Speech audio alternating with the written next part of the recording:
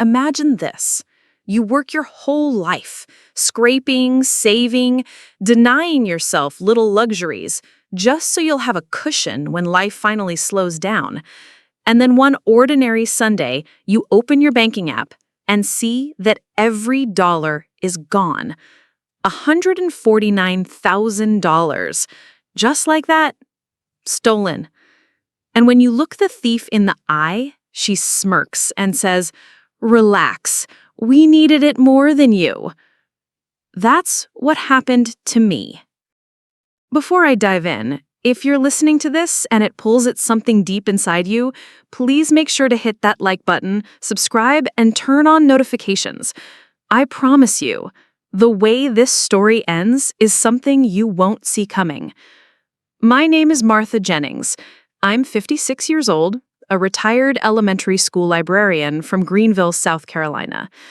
I live alone in a small brick house that still smells faintly of my late husband's aftershave. He passed 7 years ago, heart attack in the middle of the night. One minute we were laughing over an old Jeopardy rerun, the next he was gone. Since then, my life has been quieter, smaller. Books became my refuge. Routines kept me sane. I walked every morning before the sun got too hot. I clipped coupons, cooked beans and rice, saved every dollar I could. My daughter Rebecca is grown with a family of her own in Charlotte. My son Marcus works construction down in Florida. They love me, but I don't lean on them. I've always been proud of not needing help. My family, well, that's complicated. I grew up with one brother, Daniel. He's 2 years younger, loud where I'm quiet, reckless where I'm careful. I can still remember him at 17, borrowing my car without asking, rolling in at 2 a.m. with the gas tank empty and the smell of cigarettes on his clothes. He never really grew out of that. Somehow, he always landed on his feet. He married young, twice divorced now, and his third wife, Sharon, has this laugh that makes my skin crawl. High-pitched, fake, like she's mocking you, even when she's not. The family reunion this summer was the first time we'd all been together in nearly a decade. Aunt Loretta's big farmhouse out by Lake Hartwell. There were folding tables with checkered tablecloths, kids chasing each other with sparklers, the smell of barbecue drifting through the humid air. Everyone pretended we were still one big happy family. I tried. I really did. I made my potato salad, wore my favorite blue dress, even let Loretta coax me into singing old hymns on the porch swing. But the whole time, I could feel Sharon's eyes on me. She has this way of looking at me like I'm some pathetic old maid. She brags about her connections in Atlanta, the new SUV Daniel treated her to, the spa trips with her girlfriends. Meanwhile, I'm the widow with her hair in a neat bun, the one who still shops clearance racks. At one point, while I was refilling the sweet tea jug, I overheard her say to one of her friends, "Martha's still living in that little tomb of a house. Bet she's just sitting on money and too cheap to spend it." And they laughed. Laughed at me, like I wasn't even there. I swallowed it down, the way I always have.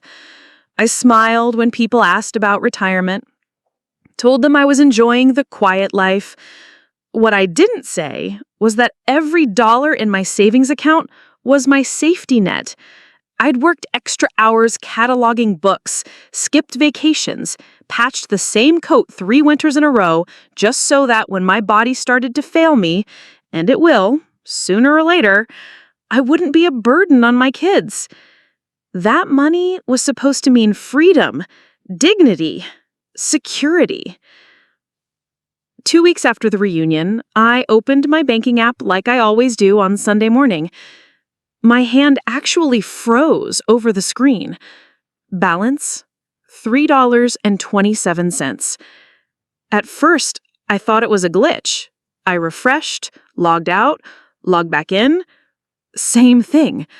My chest tightened, my ears rang. I felt this horrible cold wave spread through me as I scrolled through the transactions. Every withdrawal, Every transfer had Daniel's name attached. The numbers blurred: $20,000, $35,000, $50,000. My heart pounded like I'd just sprinted up a flight of stairs.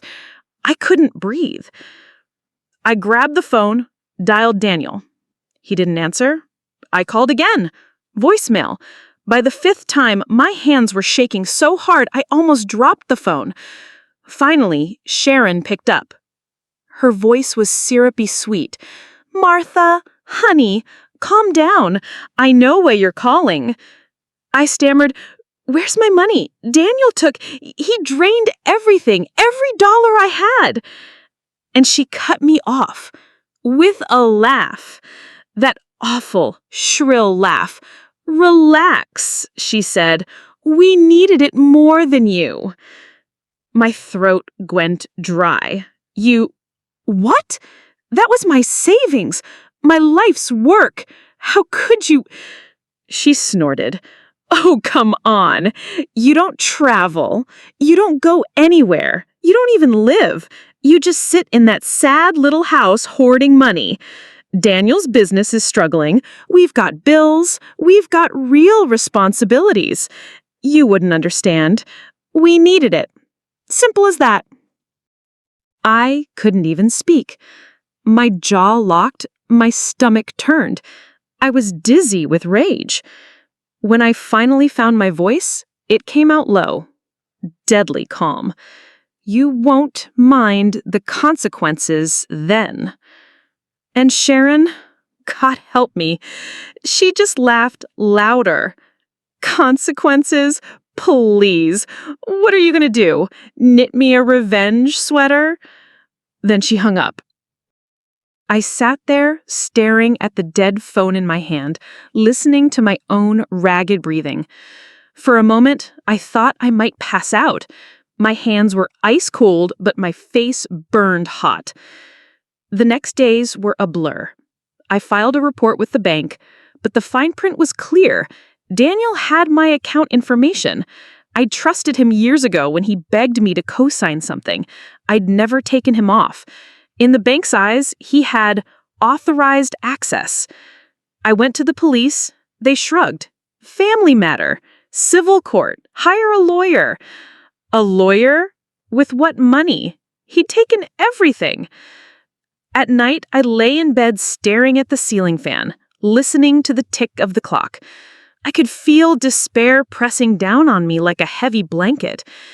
I kept thinking about my husband, how he'd worked overtime shifts to give me that little house, how proud he was the day we paid off the mortgage, and now his brother-in-law, my own flesh and blood, had stripped me bare.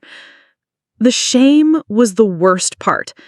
I didn't want to tell Rebecca or Marcus, didn't want to see me as a fool, a weak, gullible old woman who got played. But under the shame, something darker stirred, a slow, simmering fire. Every time I replayed Sharon's laughter in my head, that fire grew.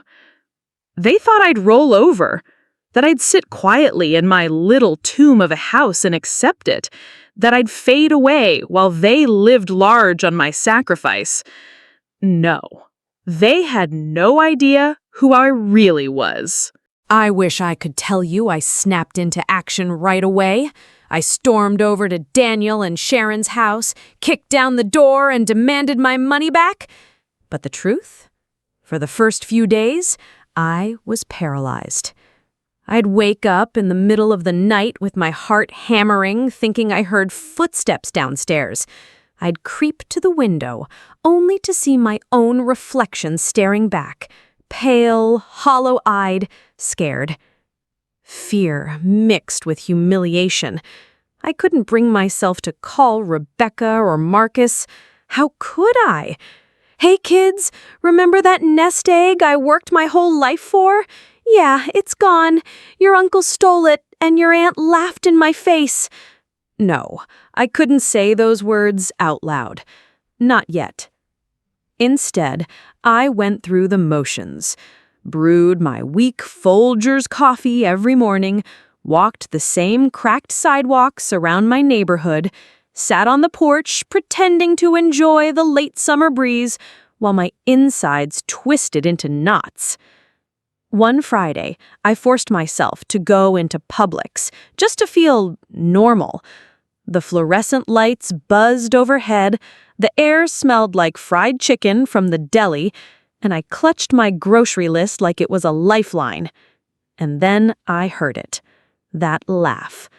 I froze by the cereal aisle, peered around the corner, and there she was, Sharon, in skin-tight jeans, nails painted fire engine red, loading her cart with expensive wine and those little imported cheeses that cost $10 a wedge. She looked like she didn't have a care in the world. When she saw me, her face lit up with this smug little smile. "Martha, hey girl," she sang out, like we were sorority sisters running into each other. My throat closed up.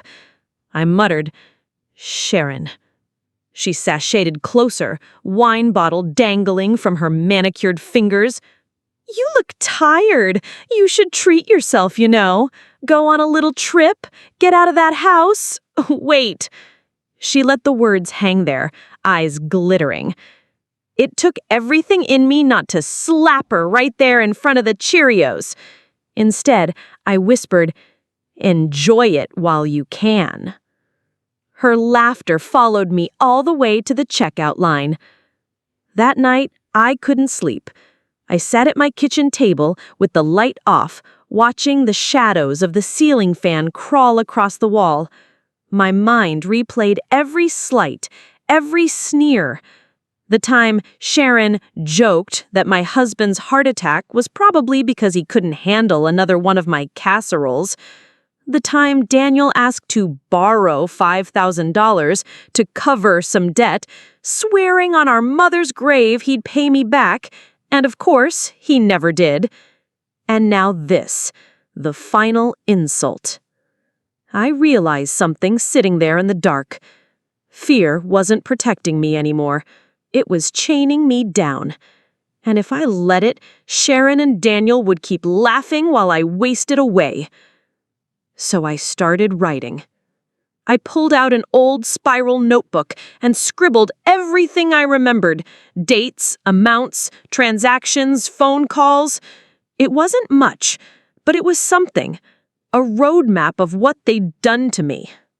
As I wrote, I felt the fear slowly burn away, replaced with something sharper. Anger, focus, a fire that made my hands stop trembling. A week later, my daughter, Rebecca, called. "Mom, are you okay? You sound off." I forced a laugh. "Just tired, sweetheart. Allergies, maybe." She paused. I could hear her baby fussing in the background. "Are you sure? You don't sound like yourself." For a second, I almost told her everything. The words were right there on my tongue. But then I pictured her face, shocked, disappointed. I couldn't do it. So I lied. "I'm fine, Becca. Just need a good night's sleep." After we hung up, guilt gnawed at me. But I knew this was my burden, my fight. Then came the party. I wasn't invited, of course, but word travels fast in Greenville, and Daniel and Sharon weren't exactly subtle. They threw a big backyard bash to celebrate Daniel's business expansion. Pictures popped up on Facebook. Sharon in a sequin dress, Daniel grinning with a cigar, tables piled with catered food. My stomach churned as I scrolled through them. There was even a chocolate fountain. A chocolate fountain bought with my money. I slammed my laptop shut, sat there, fists clenched, pulse pounding. That was the moment I decided. Enough was enough. I started watching them. Not in a creepy binoculars through the window way, but I knew their routines. Sharon liked to brag online, posting selfies at the nail salon, check-ins at fancy restaurants. Daniel spent mornings at the golf course, afternoons at his so-called office, which was really just a rented space above a pawn shop. I noticed things, like how Sharon always carried a designer handbag now, switching them out like shoes, how Daniel suddenly drove a brand new Dodge Ram, shiny as a mirror. They thought they were untouchable, but arrogance makes people sloppy. One evening, I drove past their house. The air smelled like cut grass, the sky was painted pink with sunset, their driveway was crammed with cars, laughter spilled from the backyard. Through the fence slats, I saw Sharon leaning against the patio bar, waving her wine glass like a queen. And then I heard her voice drifting over the fence. "Can you believe it? She still hasn't done anything. Poor Martha, she's too meek, always has been." The people around her laughed. Something inside me snapped. I pressed my hand against the steering wheel so hard my knuckles went white. They wanted meek, they wanted quiet. They were about to learn how dangerous it is to underestimate a woman who has nothing left to lose. So, I started planning. Carefully, methodically. I went back to the bank, asked more questions, learned exactly how the transfers had been made, how Daniel had access, what loopholes had been exploited. I started gathering paperwork, statements, records, even old emails. I researched, late into the night, lit only by the glow of my laptop screen. I read about financial fraud, misrepresentation, even elder abuse laws. Words that had always felt abstract, like things that happened to other people, suddenly became real weapons I could use. But it wasn't just about the money anymore. It was about respect, dignity, making sure they couldn't keep treating people like doormats. One afternoon, I stopped at a little diner off the highway, the kind with cracked vinyl booths and a waitress who calls everybody "hun." I sat with a cup of watery coffee, staring at the condensation on the glass. And I made a decision. I wasn't just going to take them to court. I wasn't just going to expose them. I was going to destroy the smug little empire they'd built on my back, piece by piece. The first step was subtle. I showed up at Daniel's office one morning, holding a grocery bag with some old papers. He looked startled, but tried to play it cool. "Martha, hey!" I cut him off. "We need to talk." Sharon was there too, perched on a chair with her sunglasses still on, scrolling through her phone like I was an inconvenience. I set the bag down, pulled out copies of the bank records, slid them across the desk. Daniel's face went pale. Sharon raised an eyebrow. "Cute. You really think you can scare us with paperwork?" I leaned in close, my voice low and steady. "No, Sharon, I don't think, I know." For the first time, I saw a flicker in her eyes. Just a flicker. I straightened up, gathered the papers, and walked out without another word. That night, I sat on my porch, listening to the cicadas hum in the trees. For the first time since this nightmare started, I felt calm. Because I knew something they didn't. They thought I was bluffing. They thought I was still the meek little widow they could laugh at in the grocery store aisle. But I'd already set things in motion. And by the time they realized what I was really capable of, it would be far too late. I think part of Sharon really believed I was bluffing. That my little display at Daniel's office was just a widow's tantrum, a cry for attention before I went back to my porch swing and paperbacks.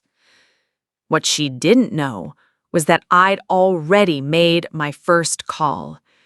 It was to an old friend from church, Carol, whose son worked in the county clerk's office.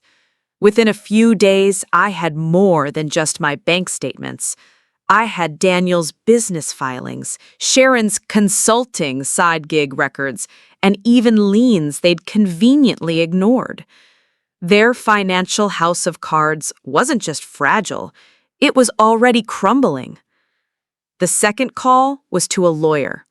Not some big shot firm, but a woman named Nancy, who ran a modest practice in a converted house near downtown. Her office smelled like coffee and printer ink, and she listened without interrupting as I laid everything out. When I finished, my voice shaking, Nancy leaned back and said, "Martha, they've committed fraud. This isn't a family matter. This is criminal." For the first time in weeks, I felt like I could breathe. Of course, things didn't happen overnight. There were hearings, filings, paperwork that seemed to multiply like weeds. I sat through endless explanations of things I barely understood: fiduciary duties, misappropriation, restitution. But Nancy was relentless, and she believed me. That gave me strength. Meanwhile, Daniel and Sharon kept flaunting their new lifestyle. I'd see pictures on Facebook of Sharon sipping cocktails by a resort pool, Daniel showing off his truck, hashtags like blessed and hustle pays off. Every post was a knife in my chest. But instead of bleeding, I sharpened that knife into focus. Because while they were busy posting, Nancy and I were quietly building a case that would gut them from the inside out. The day of the first court hearing, I walked into the courthouse in my best navy dress, the one I'd worn to my husband's funeral. My hands trembled on the pew, but my back stayed straight. Daniel swaggered in with his cheap suit, Sharon trailing behind in oversized sunglasses like she thought she was walking a red carpet. She actually smirked at me across the aisle. But when the judge began reading through the charges, fraudulent transfers, unauthorized use of funds, misrepresentation, that smirk cracked. I'll never forget the way Sharon's eyes darted, quick and sharp, like a trapped animal. Daniel's jaw clenched so tight I thought he'd break his teeth. That was the first taste of justice, and God, it was sweet. It took months. Courtrooms are slow, deliberate places, nothing like TV. But little by little, the truth unspooled. Every transaction was laid bare, every lie unraveled. The judge saw the pattern, saw how they'd exploited my trust, drained my life's savings, and laughed about it. And when the verdict finally came down, I swear I could hear my husband's voice in the back of my mind, whispering, "Stand tall, Martha." The judge ruled in my favor. Restitution ordered. Daniel's so-called business audited. Sharon's accounts frozen. Their assets seized. They had to sell the Dodge Ram, the house. Even Sharon's glittering collection of handbags went up for auction. One by one, the symbols of their arrogance disappeared until there was nothing left but shame. The money didn't come back all at once. It never does. But every check that arrived in the mail, every dollar clawed back, felt like a piece of myself being restored. And the laughter, that cruel, mocking laughter that had haunted me, finally went silent. Because Sharon wasn't laughing anymore when she had to show up to court in discount shoes and a wrinkled blouse. Daniel wasn't laughing when his friends stopped returning his calls, when his golf buddies dropped him, when the only people left in his circle were lawyers and debt collectors. They had taken my savings, but in the end, they lost everything that really mattered to them: their pride, their reputation, their comfort. As for me, I changed. I used to think meekness was my shield, that if I kept my head down, stayed polite, and avoided conflict, I'd be safe. But meekness nearly cost me everything. Now, I know better. Strength doesn't always roar. Sometimes it's the quiet persistence of gathering receipts, of refusing to give up, of showing up to every hearing even when your knees ache and your stomach is in knots. Strength is looking your betrayers in the eye and saying you won't mind the consequences, and then making damn sure those consequences come. Life looks different now. I still live in my little brick house, but it no longer feels like a tomb anymore. I planted hydrangeas in the front yard this spring. I started volunteering at the library again, reading stories to kids on Saturday mornings.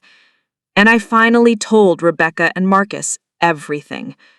I braced myself for their disappointment, but instead they hugged me so tight I could barely breathe. Rebecca whispered, "Mom, you're stronger than anyone I know." I cried that night, not from shame, but from release, from finally letting go of the weight I'd carried alone for too long.